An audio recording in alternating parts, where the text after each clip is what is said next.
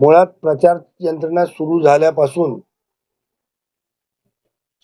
शिंदे गटाचे उमेदवाराचे कार्यकर्ते विभागात वेगवेगळी आमिषे दाखवून या प्रचार काळात सुद्धा वेगवेगळी आमिषे दाखवून फिरत होते. आम्ही बऱ्याच वेळा त्यांना हटकण्याचा प्रयत्न केला. 2 दिवस झाले तो हा प्रकार बराच वाढत होता. काल परवाची तर गोष्ट की त्यांचे उमेदवार सुद्धा रात्री 12-12 पूर्ण सहकुटुंब रात्री 12, 1, 1:30, 2-2 वाजेपर्यंत लोकांचे दरवाजे ठोकणं आणि आतमध्ये जाऊन बसणं. झाला प्रचार संपल्यानंतर रात्री 12, 1, 2 ठीक आहे, तुम्हाला भीती वाटत असेल की समोरचे पैसे वाटतायत म्हणून तुम्ही आमच्यावर देखरेख करत असाल, आम्हाला वाटतं तुम्ही वाटताय म्हणून आम्ही देखरेख करत असेल, तर त्या पद्धतीने करा ना. लोकांच्या घराघरात घुसून आतमध्ये जात आहेत, 2 मिनिटं वार्ता करतायत, त्यांना बिचाऱ्यांना झोपेतून उठवतायत. बऱ्याचशा लोकांकडून आम्हाला कंप्लेंट्स आल्या. काल तर आनंदनगर सारख्या ठिकाणी पण तिथे तर हुल्लडबाजी सुद्धा झाली. मग आम्ही निवडणूक आयोगाला कालच एक पत्र लिहिलं होतं की आम्हाला यांच्यावर संशय येतोय आणि ज्या मागच्या निवडणुका आम्ही पाहिल्यानंतर आम्हाला तो नक्की विश्वासच झाला होता की हे अशा प्रकारे भ्रष्ट मार्गाने निवडणूकच्या सामोरे जात आहेत. त्यांची हिंमत असेल त्यांनी त्यांचं काम घेऊन, आम्ही आमचं काम घेऊन निवडणुकीला सामोरे गेलेलो आहे. त्यांनी पण तसंच करावं. पण भ्रष्ट मार्गाचा पैसा भ्रष्ट मार्गाने वाटायचं काम करतायत. त्याला दुपारी पोलिसांनीच त्याला पकडलंय.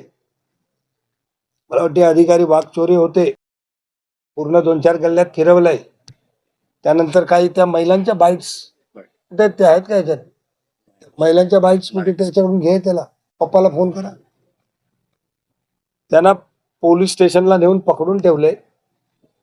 आमच्या निवडणूक अधिकाऱ्यांनी अधिकृत होत्या, संध्याकाळी चौकशी केली तर निवडणूक अधिकारी, आचारसंहिता अधिकारी तिथे उपलब्ध नव्हते.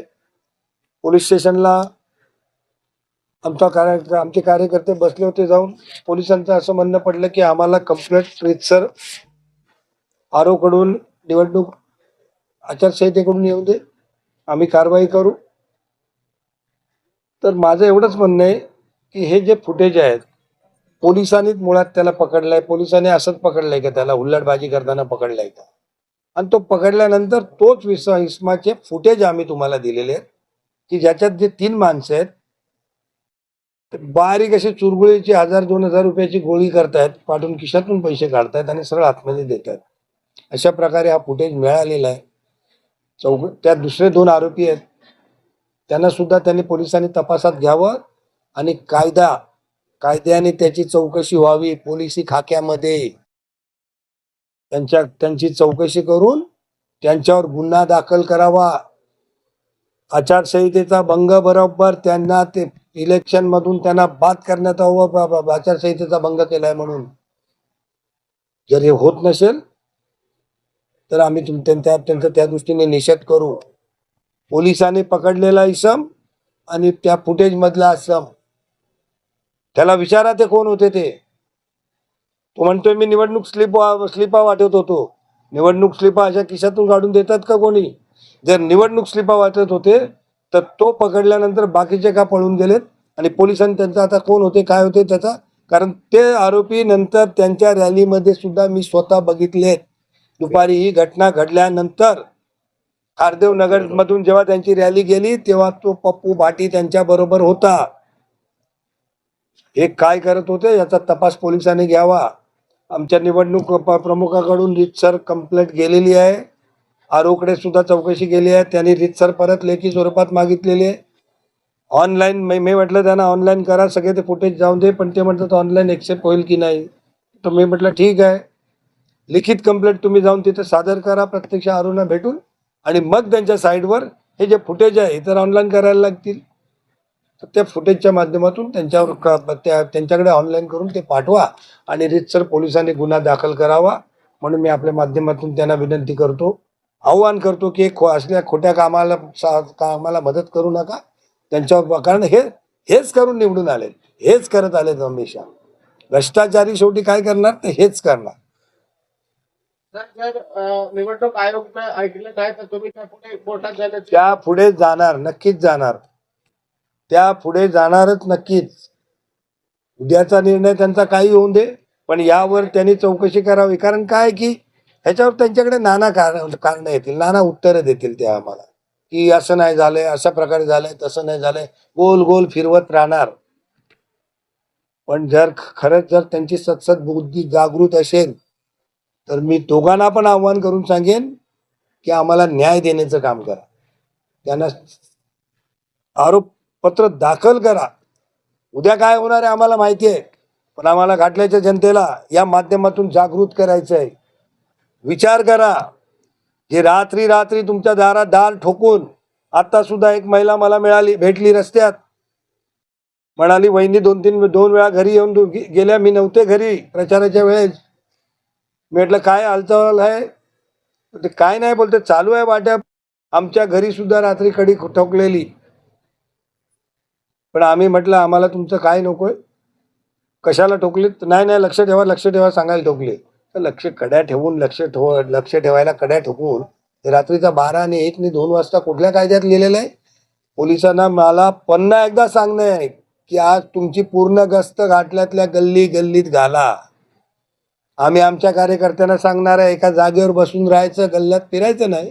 पण पोलिसांना माझं सांगणं आहे की नाहीतर जर पोलिसांना जे काम आज त्यांनी केलंय त्याची खोल चौकशी करावी आणि पुढचं काम आम्ही करत जाऊ, आम्ही पकडून देऊ त्यांना. पण ह्या भ्रष्टाचारांना कुठेतरी आडवा. जनतेला पुन्हा आव्हान करेन, मतदारांना आव्हान करेन की अशी माणसं जी 12 वर्ष गायब होती, 14 वर्ष तुमच्यात नव्हती, काल पण याच मार्गाने निवडून आलेत. का भीती वाटते त्यांना आमची? आज सत्ता तुमच्याकडे, तुम्ही स्वतः एका सत्तेत आहात, तुम्हाला भीती काय वाटते? अशा प्रकारे निवडणुका लढल्या जातात. मतदार राजा जागा हो जागा. आणि या भ्रष्टाचाराची तमान बाळगता संविधानाचा मान ठेवून उद्याच्या येणाऱ्या निवडणुकीला सामोरे जा. 1000-2000 तुमचं कुटुंब चालणार नाही. फुकटचा त्या 1000 रुपयामुळे आपला स्वाभिमान घाण ठेवू नका. महाराष्ट्र राज्य धनगर समाज उन्नति मंडल, इसके मुख्य अध्यक्ष है प्रकाश अन्ना शेंडगे, जिन्होंने अपने अधिकृत पत्र द्वारा बिनसर हमें सहयोग देने का ऐलान किया है. इसी के साथ में रासप के यहाँ के दक्षिण मध्य मुंबई जिला के माध्यम से भी उन्होंने हमें बिनसर सहयोग देने का निर्णय लिया है, जिनसे हमने 2 दिन पहले ही मीटिंग की थी. और उन्होंने तो हालांकि बोला भी था कि आप मीडिया के पास दे दो, हमें कोई टेंशन नहीं, हमने आपको सपोर्ट किया. अभी कुछ दिन से उनके कार्यकर्ता हमारे साथ में बोल रहे गोष्टीची की हे पैसे वाटतायत, म्हणून आम्ही प्रत्येक ठिकाणी आमचे कार्यकर्ते फिरत होते. आम्ही फिरता फिरता आम्हाला एका ठिकाणी बातमी अशी आली की एक शंकर मंदिराच्या मागे काही लोक पैसे घेऊन फिरतायत आणि वाटतायत. आम्ही तिथे बाईकने पोहोचलो. आम्हाला पाहिल्यानंतर त्या लोकांनी पळाले. त्यातले 7 ते 8 जण होते हे लोक, पण आम्हाला बघितल्यानंतर हे लोक पळून गेले. त्यामध्ये एक जो दाढीवाला ज्याच्याकडे पैसे होते तो तिथून पाठच्या गल्लीने, तो आणि हा जो पप्पू होता, हे दोघं जण पाठच्या गल्लीने पळाले आणि राम पवार सरळ पुढून जाऊन उभे राहिले. याच्यामध्ये हे लोक पब्लिकला सांगत होते की पैसे प्रत्येकी घरपट पैसे देऊन मतदान करा म्हणून ठराविक पक्षाला. आमचं म्हणणं एवढंच होतं की तुम्ही जर ते म्हणतो आम्ही पावत्या वाटत होतो, पावतीचा बंडल आपल्या हातामध्ये असतो, कोणाच्या खिशामध्ये नसतो. पाठच्या खिशामधून काढून पैसे दिलेले आहेत. पावती बंडल जर असतं, पावती जर वाटत असते तर ते पावत्या हातामध्ये असतात. कुणी पावत्या अशा घेऊन वाटतो, कुणी असा घेऊन पावती वाटत नाही. आणि असं बघून तुम्हाला अचानक त्याची नंबरची पावती येत नाही कुणाची काढून. एखाद्याच्या जर जर नाव असेल तर ते पाठच्या घेऊन काढून अचानक असं देता येत नाही. ते वाचणार मग ते देणार, ह्या प्रकारे त्याची प्रक्रिया असते. या लोकांनी सरळ पाठच्या खिसून हात टाकला आणि ते घरामध्ये दिले. असे 3 ते 4 घरामध्ये जाताना त्याची व्हिडिओ फुटेज आपण काढलेली आहे, घेतलेली आहे आणि ती तुम्हाला साहेब देतीलच आमचे. त्याचं नाव माहिती आहे का सर? एक तर राम पवार होते, दुसरा एक जो दाढीवाला होता ज्याच्याकडे पैसे होते तो इथला नाही आहे, तो बाहेरचा आहे.